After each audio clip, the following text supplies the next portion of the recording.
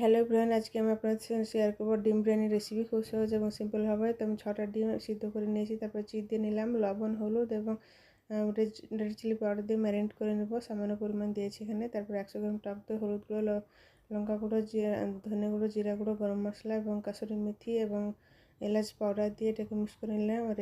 Red chilli powder দিলাম। তারপরে আমি এখানে কিছু গোটা মশলা ব্যবহার করেছি। তারপর তেল দিলাম, ভিনিগার দিলাম, লবণ দিলাম, পুদিনা পাতা এবং ধনেপাতা এবং ডিমটাকে হালকা ভেজে নেব। তারপরে আমি সেম মশলা দিয়ে দেবো, গোটা মশলা।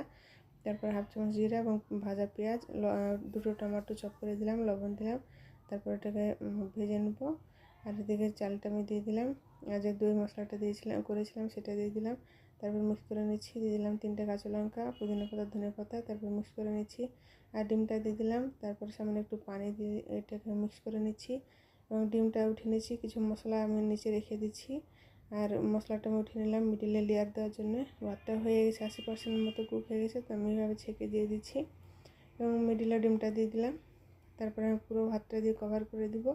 তারপর উপরে পুদিনা পাতা, ধনিয়া পাতা এবং দিয়ে দেবো পেঁয়াজ বেরেস্তা এবং 1 চামচ দেবো কেওড়া জল।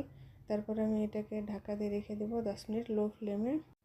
একটা লোহার তাওয়াতে দমে রেখে দেবো। তো পুরো ভিডিওটা রিলেটেড ভিডিওতে আছে। লাইক, কমেন্ট, শেয়ার এবং সাবস্ক্রাইব করে পাশে থাকবেন ভালো ভালো ভিডিও পেতে। Thanks for watching.